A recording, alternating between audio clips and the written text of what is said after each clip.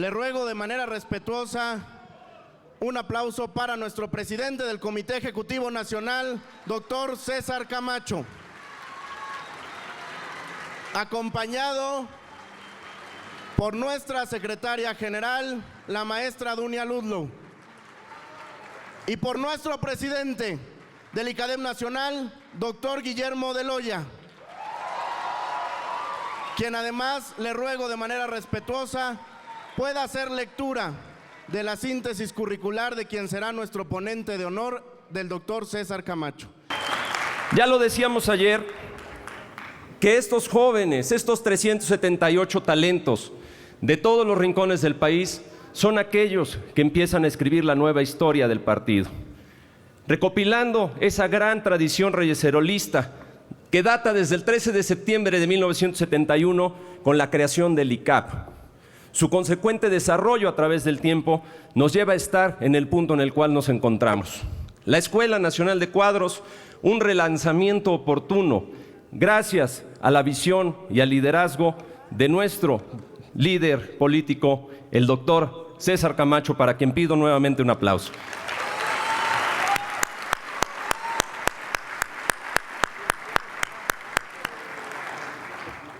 Gracias, doctor, por estar aquí con nosotros. Su presencia nos alienta, y sobre todo a estos jóvenes que son quienes han buscado el encontrar ese camino por el cual su desarrollo político sea un desarrollo atendido, sea un desarrollo con el cual se puedan sentir seguros de que la preparación derivará en horizontes promisorios.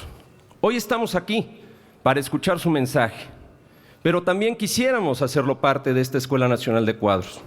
Tenemos alumnos que desde el origen han destacado por su participación. Y yo le quiero pedir a Jesús Ricardo Soria de Baja California y a Jorge Alberto de Querétaro que nos hagan el favor de darle la sorpresa que tenemos preparada para nuestro querido doctor, el doctor César Camacho. Si me hacen favor, Jesús y Jorge Alberto. Y un aplauso también para ellos, que son el cuadro de honor de la escuela. Doctor Camacho, estos alumnos con la chamarra oficial de la escuela lo embisten también como uno de nuestros alumnos, como uno de nuestros líderes destacados. Muchas gracias.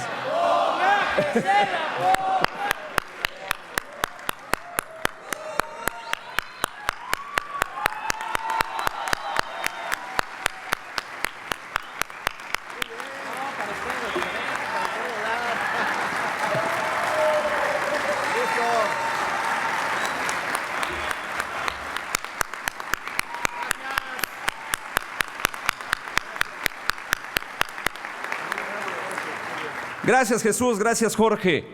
Y sin más preámbulo, yo le pido, señor presidente, que nos haga el favor de dirigir su mensaje a estos jóvenes que tanto nos han pedido el poderlo escuchar. Muchas gracias.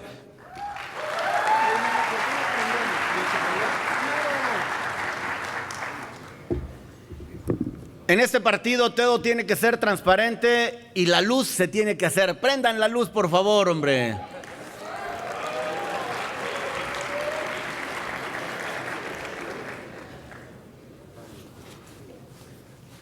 Y hay que apagar estas porque si no me va a dar el síndrome del pollo rostizado. Estamos iniciando un momento largamente esperado por esta dirigencia. Es cierto que esta es una creación reyeseroliana, como muchas de las cosas buenas que le han ocurrido al PRI. Cuando un político del que no solo estamos orgullosos los priistas, sino todos los mexicanos, creyó firmemente en la necesidad de dotarnos de más y mejores herramientas. Y las mejores herramientas son las ideas. Y las ideas después puestas en acción. Las ideas llevadas al terreno de los hechos. Pero como todas las cosas, producto del intelecto humano, evolucionan. El viejo ICAP, y todavía hay mucha gente que hace política contemporáneamente que recuerda con cierta nostalgia el Instituto de Capacitación Política, le dio paso al Instituto de Capacitación y Desarrollo Político. Este concibió la Escuela de Cuadros y por algún tiempo la Escuela de Cuadros también vino a menos. Perdió fuerza, vigor, ritmo. Y es de absoluta convicción de esta dirigencia retomar ese ritmo, esa fuerza, esa visión de hacer política. Por eso me da mucho gusto que unos meses después de haber tomado las riendas de la dirigencia nacional, Ivonne Ortega y su servidor, hayamos podido, a través de Memo de Loya y de Dunia Ludlow y de un gran equipo de colaboradores del ICADEP, hayamos podido echar a andar este proceso que ha culminado en su etapa preparatoria y que está iniciando su fase de ejecución. Créanmelo con toda convicción, por favor. Yo soy un convencido que en la política le debemos cerrar la puerta a la improvisación, al empirismo. Por supuesto, son importantes las ganas de hacer política, pero es insuficiente. Hay que ser diestro en el ejercicio de la política. En el entendido que la política, queridas amigas y amigos, la política no es estrictamente una profesión. Ustedes, como muchos de quienes ejercemos esta actividad, somos médicos, ingenieros, abogados, economistas, pero la política, queridos amigos, es una vocación. Y vocación significa llamado. Es, por lo tanto, acudir al llamado. Es desentrañar qué es lo que la sociedad nos está pidiendo y responderle. Y no lo podemos responder, si queremos ser eficaces, de manera tibia, con solo entusiasmo. Insisto, claro que es importante tenerlo, pero si queremos no solo competir, sino queremos ganar legítimamente en el ejercicio democrático del poder, tenemos que ser los mejor equipados, contar con los mejores instrumentos, formar los mejores cuadros. Hoy el PRI inaugura una de sus mejores etapas en este vigoroso tiempo, nuevo tiempo mexicano, que está exigiendo de todos un esfuerzo adicional. El PRI llega a tiempo, pero sobre todo llega unido, integrado a su cita con la historia. Estamos muy esperanzados, quienes formamos parte de la dirigencia y subrayadamente el ICADEP, estamos muy esperanzados en que ustedes le transmitan su vigor, su compromiso, su altura de miras, su nobleza de propósitos para que este partido y este país sea mejor. México por encima de todo. Enhorabuena y los abrazo fraternamente.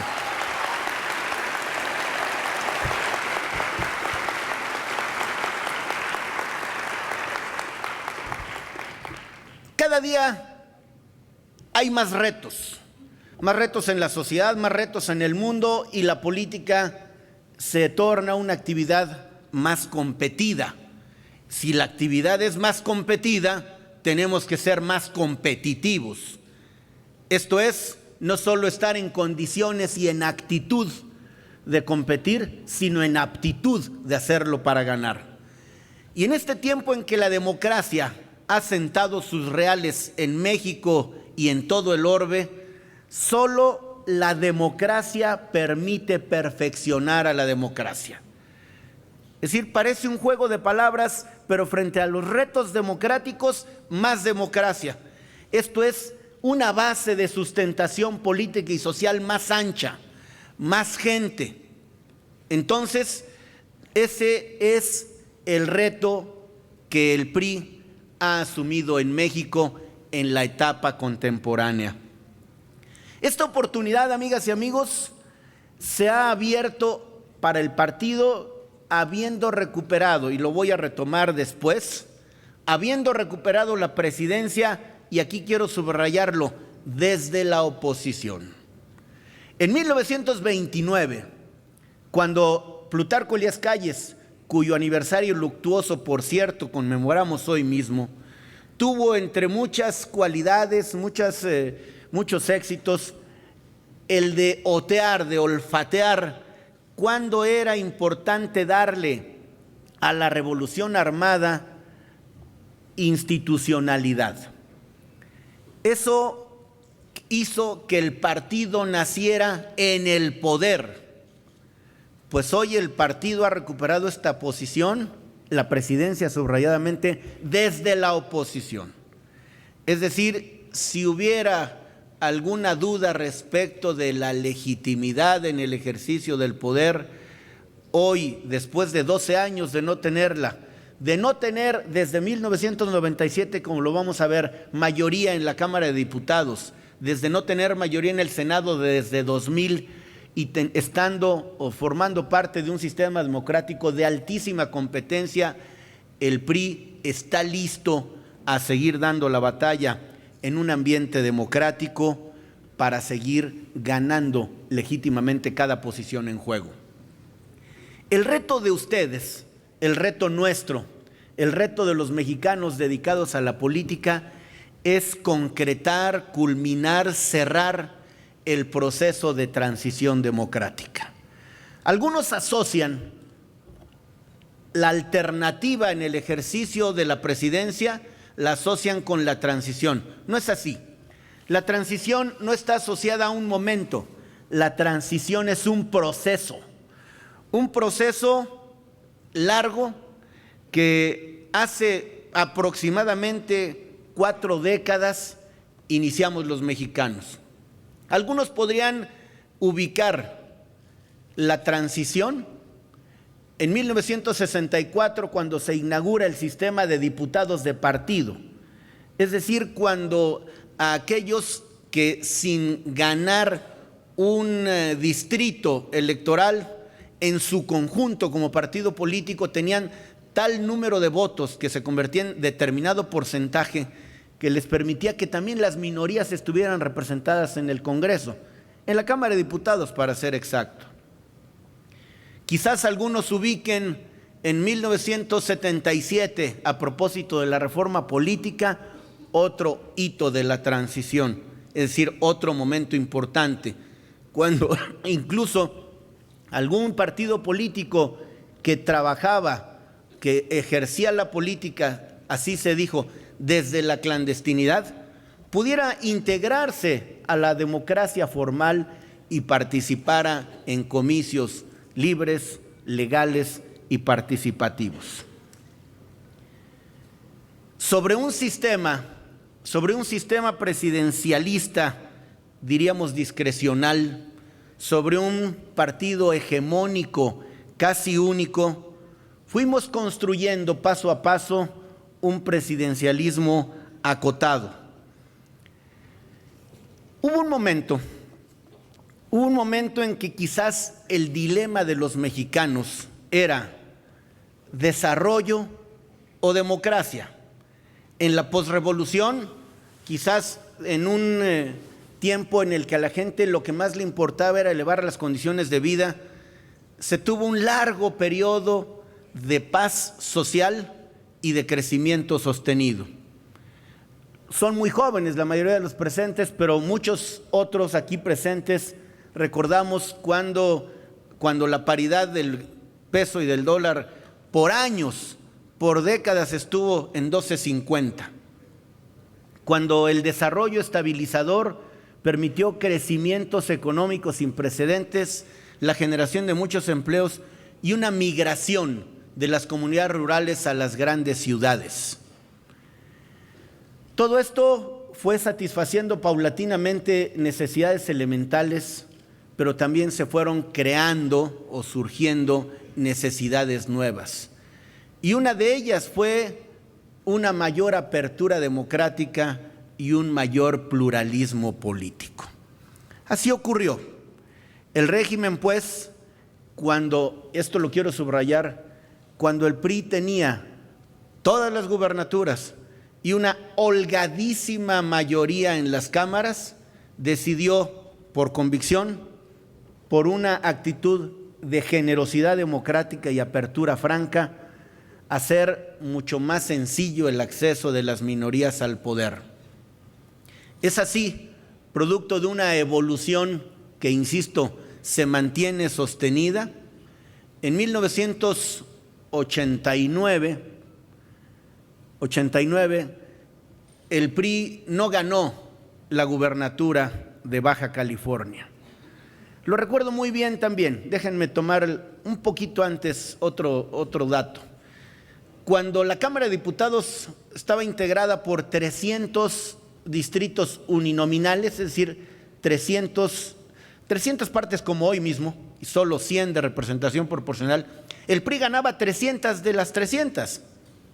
Hasta 1982, por cierto, en mi estado, el entonces distrito 18 de Naucalpan, que perdimos por primera vez en 82, y lo volvimos a perder en 85, es decir, ganábamos 299. En 88 hay otro hito, otro momento importante del cambio de la conformación política en el país. Hay una mayor competencia y el entonces Frente Democrático Nacional, una coalición de facto. Y digo de facto porque jurídicamente había muchas opciones, las candidaturas comunes, las coaliciones, gana muchas más posiciones de las que tradicionalmente había ganado una opción distinta de la del PRI. Entonces, 82, 85, 88 la elección federal, 89 la pérdida de Baja California. Y de allí, en términos políticos, casi cada elección le da paso a una reforma electoral. Y se crean de manera paralela un tribunal dependiente de la administración pública, luego un tribunal autónomo, hasta que en 1996 se crea el Tribunal Electoral, que se adscribe al Poder Judicial de la Federación. Y en la organización de las elecciones en 1990 se decide que la Comisión Federal Electoral, que era un órgano encabezado por el secretario de Gobernación, con la presencia de los partidos políticos, cambie y se cree el Instituto Federal Electoral, que de todos modos era presidido por el secretario de Gobernación, como lo fue durante algunos pocos años. Esta creación de instituciones ha vivido una evolución vertiginosa. Esa transición de la que hablo, no quiero olvidarlo, no solo comprende los aspectos de carácter político. En 1994, un presidente, por cierto, no abogado, impulsa la transformación radical del Poder Judicial de la Federación. De 25 ministros, 26 con el presidente, se reduce la Corte a un esquema similar al del siglo XIX, 11 ministros, 2 salas, es decir, 2 grupos de 5, y todos los ministros integrados hacen 11 para que decidan los asuntos más delicados de la vida judicial del país. Se crean instancias, una que no existía, la acción de inconstitucionalidad, que revisa la eventual contraposición de una norma con la Constitución. Es decir, revisa que no se vayan a dejar pasar normas de carácter general, leyes, digamos, que estén en contravención con la Constitución. Y perfecciona otra figura llamada controversia constitucional, que también verifica problemas de competencia entre autoridades, entre un municipio y un estado, entre 2 estados, entre el estado y la federación, etcétera. No los quiero abrumar con detalles, que no es el caso. Lo que quiero significar es que la transición es un proceso que comprende no solo los aspectos de carácter político, no solo la nueva integración de un poder legislativo, sino también al Poder Judicial. Otras cosas importantes es que en el caso del Poder Legislativo se perfecciona el sistema de representación proporcional a efecto de lograr equilibrios entre quienes ganan en un distrito electoral y quienes obtienen muchos votos o determinado número de votos, aunque no ganen distritos electorales. No hay otra cosa tras de todo esto que la intención de hacer más horizontal el ejercicio del poder, más equilibrado el ejercicio de la autoridad. Esto, al final, no hace otra cosa sino acreditar, otra vez, insisto, primero, comprensión. Comprensión quiero significar entenderle a los fenómenos, es decir, saber cabalmente de qué se trata, y otro factor importante de nuestro partido y nuestros gobiernos, voluntad política. Es decir, entender cuáles son los retos y segundo, actuar en consecuencia, ser congruentes con lo que la sociedad emergente, con lo que una sociedad más enterada, más vinculada con el mundo global, está pidiendo, exigiendo, demandando. Diríamos, para imprimir otro elemento que caracteriza a los regímenes democráticos, echando mano de una expresión de Daniel Cosío Villegas: la vida pública se hizo más pública. Y estas son grandes corrientes, grandes movimientos que han empujado con diferentes impulsos, a diferentes ritmos, de diferentes tiempos, un estado de cosas, hasta llegar como un momento importante, lo subrayo, de la transición a la alternancia. Es decir, la transición es un proceso, la alternancia en el Poder Ejecutivo es un momento, no menor, no menor, pero al final es un hito de importancia radical para la vida política mexicana, pero al final no lo es todo.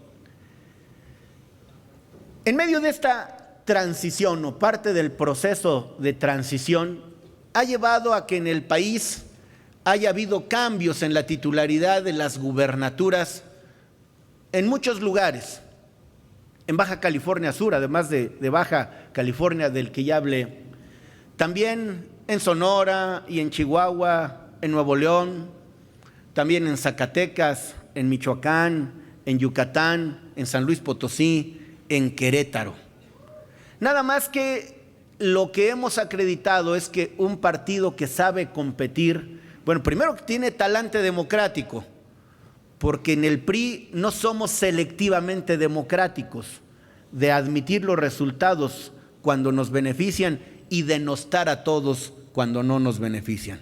La madurez política acreditada en el PRI nos ha hecho tener autoridad política y autoridad ética para exigir a otros que acaten la voluntad de las urnas. Por eso, en medio de este proceso de transición, muchos de los estados de los que ya hablé, Chihuahua, Nuevo León, Michoacán, Zacatecas, Yucatán, Querétaro, ya tuvieron una oportunidad y algo o mucho habrán hecho mal y mucho habremos hecho bien, que hoy nuevamente el PRI se ha ganado la voluntad mayoritaria de los que habitan en esos estados.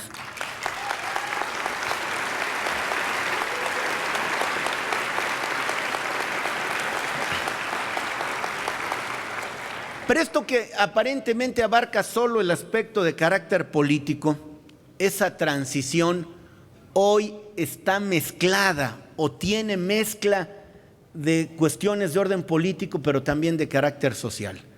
Es decir, un elemento importantísimo para la decisión de los electores tiene que ver con la eficacia en el ejercicio de gobierno. En este ir y venir de la democracia, hubo en 2012 una gran oportunidad y logramos lo que bien podríamos llamar la segunda alternancia, ganando el partido las elecciones presidenciales. Pero quiero detenerme un poco porque en política como en la vida, nada de esto es casual. El partido primero, y se los digo no porque lo sepa, sino porque lo he vivido, lo vivía en este mismo comité en el año 2000. Primero, muchos estaban extendiendo el certificado de defunción institucional del PRI. Incluso algunos estudiosos de los fenómenos políticos de otras latitudes predijeron la desaparición del PRI, porque pretendieron entender que si no había ejercicio del poder, diríamos del poder institucional, del poder del gobierno, el PRI no podría sobrevivir y menos competir y mucho menos ganar. No fueron tiempos fáciles, y aquí hay muchos de mis compañeros, compañeras que vivimos esos tiempos. De veras, no exagero, hay alguien que trabaja en la presidencia ahora mismo que nos hace el favor de ayudar atendiendo a los invitados y a los que estamos todo el día, y un día le llamamos la atención de por qué les había servido café en tazas distintas. Y primero no dijo nada y después a solas nos dijo: es que ya no hay tazas, estas tazas las traje de mi casa. Así es decir, cuando un tiempo para algún sector de la sociedad y algunos priistas era una pesada lápida ser del PRI, porque la naturaleza humana es muy compleja y siempre el triunfo tiene más de un padre y la derrota es huérfana. No quiero hacer un repaso de más, pero hubo muchos factores. Así como hay muchos factores para ganar, hay muchos factores para perder. Sería prolijo enlistarlos. Lo que les puedo decir como parte del testimonio de quien también participó en esas elecciones en 2000, que fue un proceso primero terriblemente doloroso, pero también en términos humanos suelo entender que se aprende tanto o más de los reveses y la derrota que de los triunfos y el éxito. Al partido no le resultó fácil digerir ese trago amargo, porque además se dio la feria de las culpas y difícilmente alguien admitía que parte de la culpa era propia. O sea, siempre las culpas están en otro lado. Lo cierto es que todos, por acción o por omisión, teníamos parte de la culpa en esa derrota electoral. Yo lo que les puedo decir, sin pretender ir a fondo, porque no es el propósito de la charla, es que aprendimos la lección. Nos costó trabajo digerirlo. Echamos mano del ejercicio de la catarsis que a veces es necesario para sacar lo que llevamos dentro.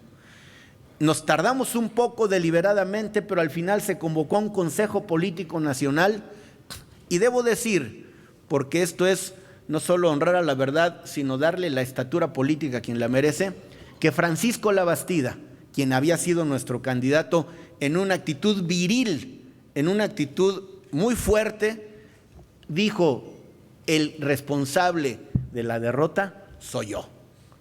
Cuando era, insisto, evidentemente mucho más que eso.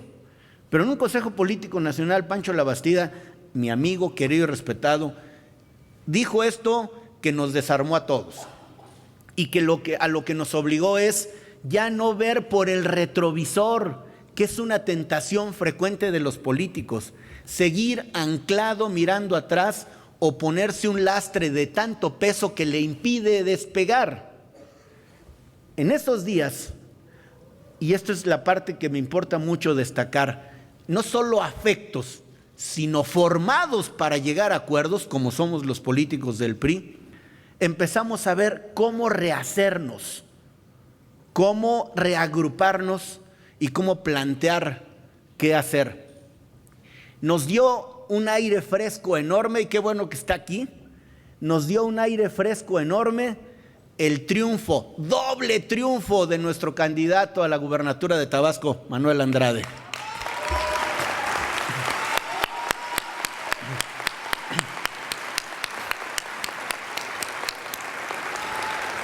Y fíjense bien cómo lo dije, doble triunfo, porque ganamos, se anuló la elección, volvimos a participar y volvimos a ganar. Entonces, ese aire fresco de saber que ni la derrota, pero ojo, ni los triunfos son para siempre. O sea que en cada episodio hay un reto nuevo y hay que salirle al paso a ese nuevo reto. empezamos a reconstruirnos. No con facilidad, tan no con facilidad que en 2006 volvimos a perder la presidencia. En 2006 tuvimos la bancada de Cámara de Diputados más pequeña en la historia de nuestra participación en la Cámara, 106 de 500. 106 de 500. Pero otra vez, el aprendizaje de la lección y el procesamiento de los acuerdos. En esos días empezamos a entender, a procesar, que la falta de presidente de la República de origen priista nos obligaba a generar órganos, decía yo, horizontales de decisión política, donde no habiendo nadie que tuviera preeminencia sobre el resto, debíamos ser capaces de generar acuerdos. Y así lo hicimos. Surgió la Federación Nacional de Municipios de México, que en el tiempo de una política verticalista y cerrada hubiera sido imposible. Surgió la CONAGO, con la mayoría de gobernadores priistas, Y así surgieron organizaciones para darle consistencia y solidez al partido. El Consejo Político Nacional se amplió justamente para que hubiera más gente participando en la toma colegiada de decisiones. Y el gran éxito de ese PRI entre 2006 y 2012 es el procesamiento de sus decisiones. Es haber logrado, ojo, como lo sugería por cierto Reyes Heroles, de afuera hacia adentro y de abajo hacia arriba, la toma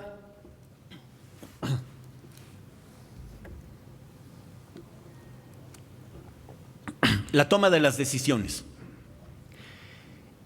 Fíjense qué paradójico, si tienen un presidente de la República muy fuerte, podríamos decir, pues qué preocupación, que decida y se acabó.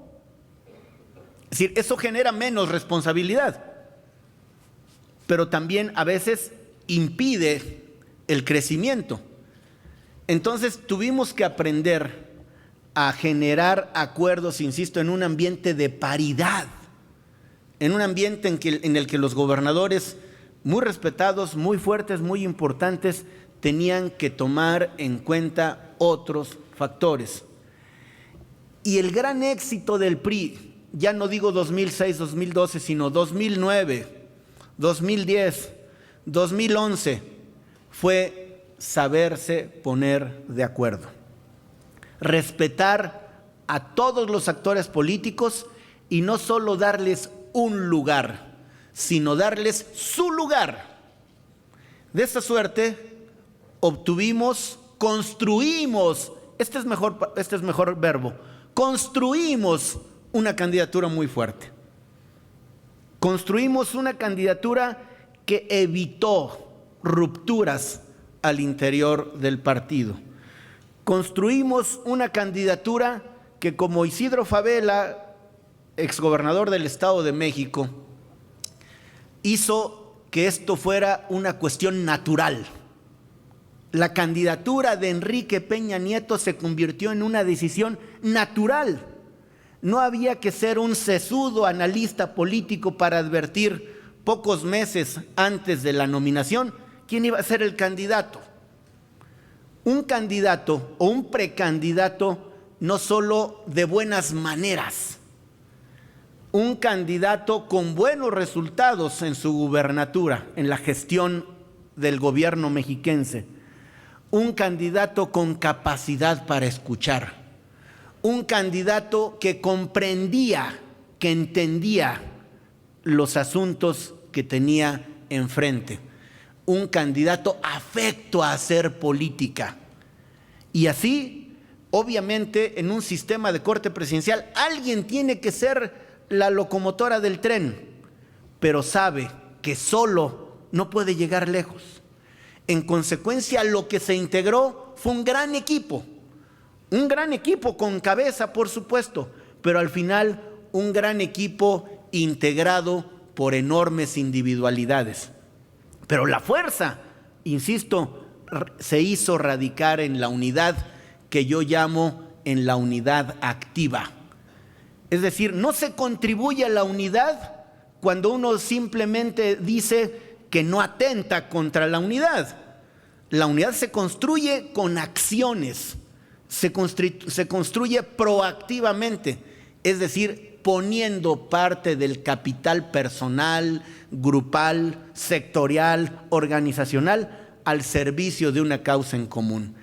Y después de una campaña muy difícil, muy competida, de una competencia electoral muy reñida, Enrique Peña, por voluntad mayoritaria de los mexicanos, es hoy no solo el abanderado del PRI, eso ya quedó atrás, es el legítimo presidente de todos los mexicanos.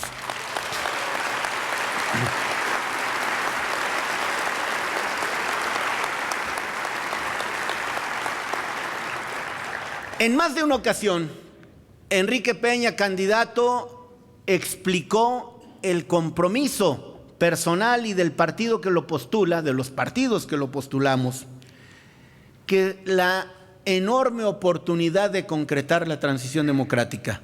Esa transición democrática entre 2000 y 2012, por decirlo menos, desaprovechó el tiempo.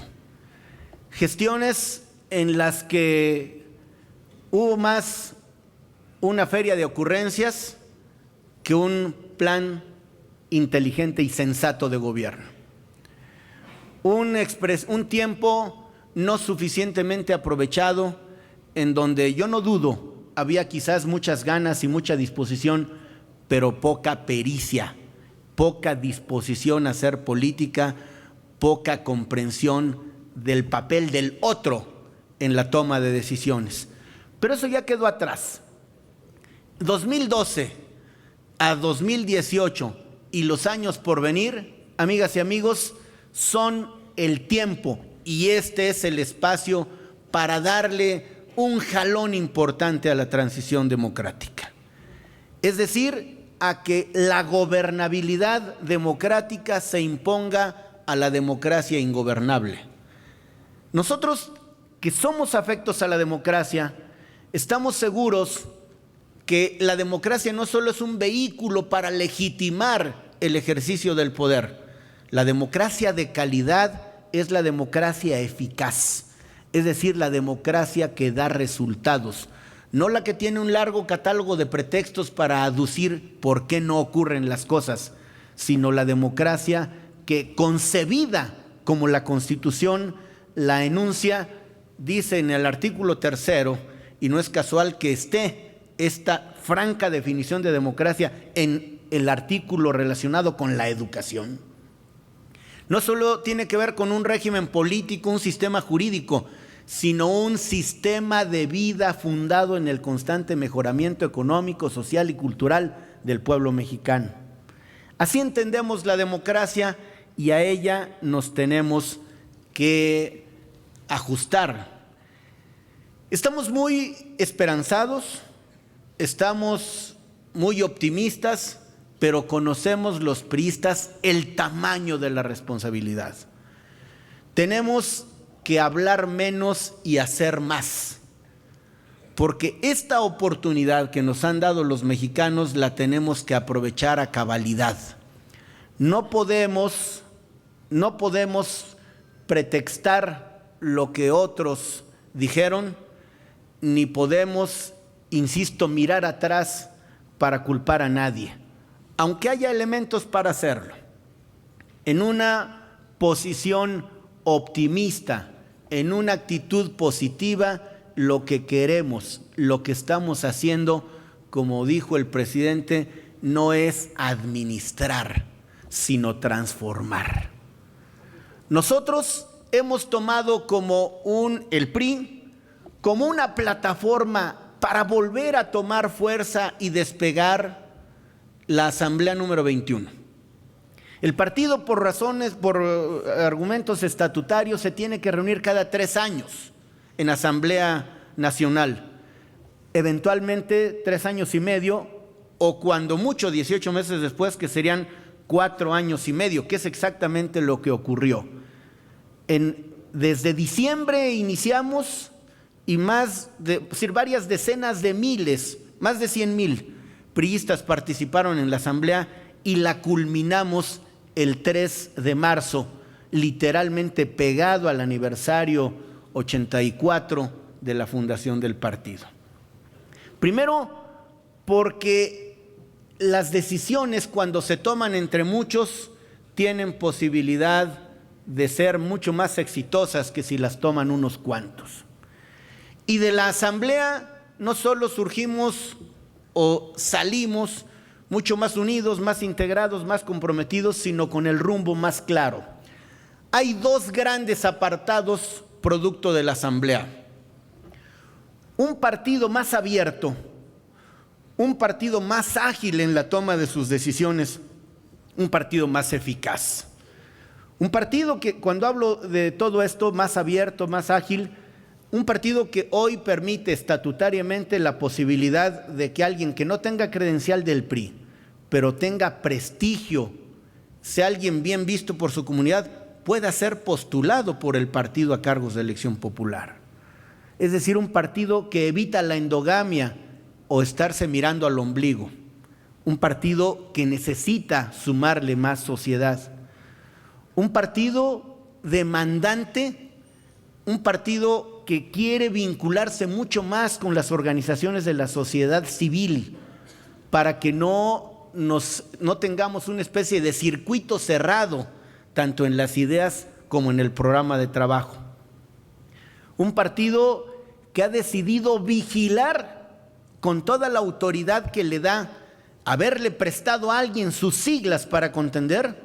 Un partido que tiene la posibilidad no solo de vigilar, sino llamar a corrección a uno de los suyos que, convertido en autoridad, no está haciendo bien las cosas. Porque por supuesto le hace daño a la comunidad, le hace daño a la política, pero también le hace daño al PRI. Queremos entonces ser quienes tengan no solo autoridad para corregir, sino oportunidad para hacer las cosas. Si esto es respecto del ámbito interno, en el ámbito externo lo que hicimos es equiparnos de mejor manera para hacerle frente a los retos del presente. Es decir, un partido mucho más contemporáneo, es más, un partido mucho más visionario, un partido con actitud anticipatoria. Y es así como desde allí dimos los grandes trazos de reformas de hondo calado que ahora mismo se están llevando a cabo en el Congreso de la Unión. Allí se delinearon los términos de la reforma educativa, convencidos como estamos que la mayor calidad, que la mayor cobertura, que la pertinencia y la vinculación entre educación y mercado de trabajo hacen de la educación un motor de la transformación y del desarrollo. Allí se delinearon las características de una reforma hacendaria que hoy, ahora mismo, ayer, y aquí hay algunas diputadas y diputados, senadores que tendrán en breve las minutas provenientes de Cámara de Diputados, una reforma hacendaria ciertamente compleja, una reforma hacendaria que genera reacciones entre sectores importantes y respetables de la población. Pero una reforma hacendaria que tiene un adjetivo más, que es el que el PRI no puede olvidar al momento de pensarla y de compartirla y de defenderla y de postularla, que es su carácter social. Este es el único país de los miembros de la OCDE que no tenía establecido un seguro de desempleo. Somos de los pocos países que no tienen, de los países con mayor desarrollo, una pensión universal. Estos asuntos que de momento se olvidan son parte nuclear de la reforma. Como no estuvo en la propuesta, también se nos olvida que es parte de una decisión política desde el inicio proponer la no imposición del IVA a alimentos y medicinas. Como no venía, de momento en el análisis y en el imaginario colectivo ya no se discute de esto, cuando fuimos el partido, a través de la Secretaría de Hacienda, que desde el principio dijo no a imponer IVA a alimentos y medicinas. Nosotros, y me da mucho gusto que haya diputadas y diputados sensibles, estuvimos inmediatamente de acuerdo en pedir como bloque que no se impusiera este tributo a la educación a las hipotecas, a los arrendamientos. Exigimos y estamos actuando en consecuencia, porque esto también de momento se olvida. Tan importante es el tema de los ingresos como el tema de los egresos, porque si la gente con auténtica dificultad y a veces sacrificio paga impuestos, lo menos que puede esperar es una inteligente y socialmente responsable aplicación de los recursos. Recursos a la educación, recursos a la salud, recursos a la infraestructura, ejercicio racional del gasto, pero muy importantemente, transparencia y rendición de cuentas, porque son elementos inherentes a cualquier régimen democrático. Y dejo al final, hay muchas más, dejo al final la reforma con mayúscula, la reforma energética. A veces los políticos reaccionamos medrosamente y decimos, es que no hay condiciones, no son los tiempos. Resulta que con ese argumento nunca son los tiempos y nunca hay condiciones. Yo soy un convencido que si no hay condiciones hay que crear las condiciones.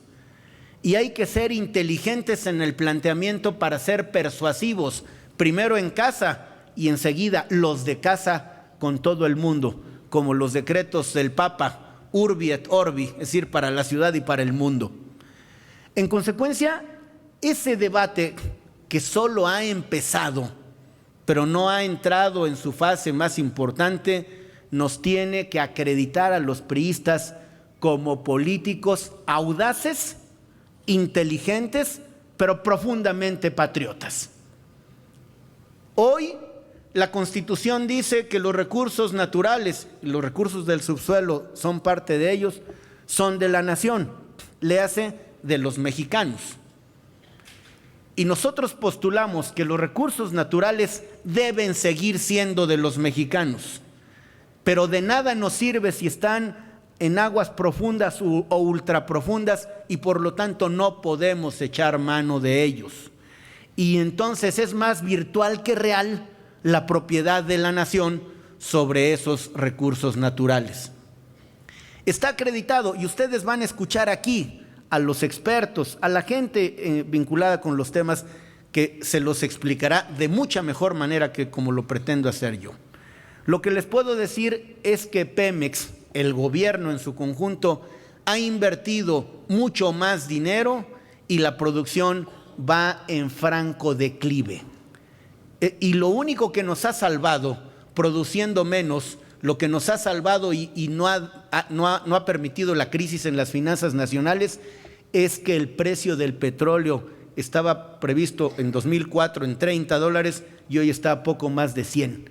Es decir, el precio, el volátil, el gelatinoso precio del petróleo, porque está sujeto a factores económicos de carácter internacional, es lo que nos ha permitido salir adelante.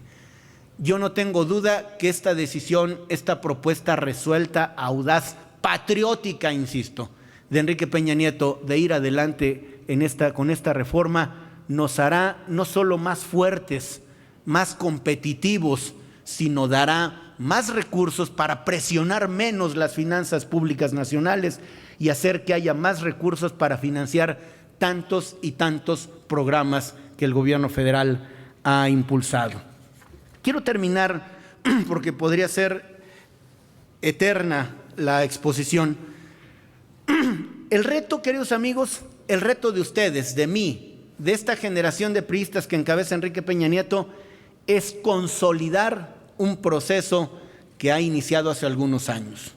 Y esta consolidación tiene que ver con un tránsito, con una evolución de un concepto, así se los quiero proponer. Del Estado de Derecho, es decir, de ese orden de ideas. Cuando decimos Estado, no es una entidad federativa, ni tampoco el Estado federal. El Estado es el estado de cosas. Un estado de cosas en el que por encima de la coyuntura esté la ley, estén las instituciones, esté el interés superior de los mexicanos y que todos, empezando por el presidente, nos sometamos al imperio del derecho. Eso es el Estado de Derecho. Es una expresión de un Estado civilizado. Pero esto no es suficiente. A esa expresión del Estado de Derecho se le ha agregado el Estado social de derecho. Es decir, un Estado que tiene en lo social el contenido ético de la política. Es decir, no basta servir, hay que servir con sentido y compromiso ético. Hay que servir a todos, claro que sí, pero un país que no pone el énfasis en los que tienen menos, no solo no lo está haciendo políticamente bien, sino tiene un déficit ético importante. Y en esa evolución del Estado de Derecho al Estado social de derecho, yo le sumo el Estado democrático, social y democrático de derecho. En la visión de la democracia que di hace rato.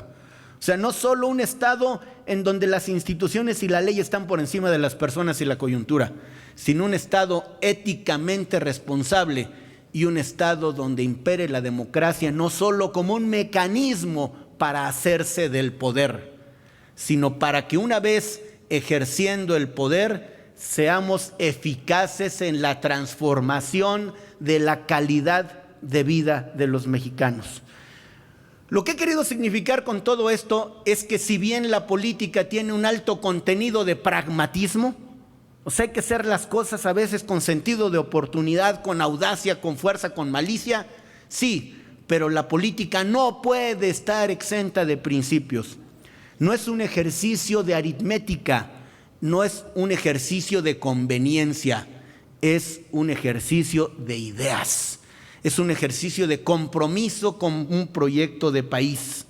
Por lo tanto, amigas y amigos, yo estoy convencido de que el PRI tiene una gran responsabilidad en el presente y, ojo, en el futuro. ¿Pero qué creen? Que el futuro empieza hoy. En consecuencia, ustedes, amigas y amigos, tendrán que sumar su vigor, su entusiasmo, esta sangre oxigenada que le están imprimiendo, que le están transmitiendo a un organismo vivo que es el PRI. Será, como dije, renuevo, será oportunidad para mejorar, con un elemento que otra vez nuestro multicitado Reyes Heroles le sugería al partido hace más de 40 años. El entreveramiento generacional. Si bien es cierto que yo pondero, y me encanta hacerlo, que los jóvenes le agreguen valor, limpieza a la política, también digo con igual convicción que la experiencia no se jubila y que por lo tanto lo que unos tenemos, lo tenemos que ofrecer a los otros. De suerte que lo más importante, y recupero uno de los primeros acertos que hice esta mañana, es que nos complementemos en un ambiente de unidad. No somos más los unos que los otros, sencillamente tenemos papeles distintos que jugar. Los sectores, las organizaciones, la expresión territorial del partido. Somos la organización política no solo más extendida, somos la organización política más comprometida. Y yo tengo la absoluta convicción de que si a ese compromiso le imprimimos conocimientos profundos de la política, del entorno, y le agregamos nuestro propio valor personal, las cosas tienen que cambiar para bien. Este país no solo necesita, sino le urge una transformación de fondo. Y esa transformación de fondo va a ser el legado que ustedes, nosotros, todos, como generación de mexicanos, le dejemos a los que vienen. Yo les quiero dar las gracias por su actitud, por su disposición, por su decisión de participar y hacerlo, subrayo, con entusiasmo. Y entusiasmo significa llevar dentro a Dios. Eso es entusiasmo. Pues eso es lo que nosotros creemos que ustedes harán, y por eso yo no tengo duda, este México que hoy es bueno, mañana será mejor por la acción política de ustedes. Los abrazo. Muchas gracias a nuestro presidente del Comité Ejecutivo Nacional, doctor César Camacho. Respetuosamente pido también un aplauso y un cariñoso recibimiento para nuestra secretaria general del Comité Ejecutivo Nacional del PRI, la licenciada Ivonne Ortega, quien ya ha estado conviviendo con nuestros estudiantes. Muchas gracias, doctor César Camacho, muchas gracias, licenciada Ivonne Ortega, por su impulso. Siguiendo con las actividades del programa, le ruego a los estudiantes y a los coordinadores que nos apoyen en esta misión de ir como grupo, en conjunto, a la explanada principal para el aniversario luctuoso de Plutarco Elías Calles. Ruego a los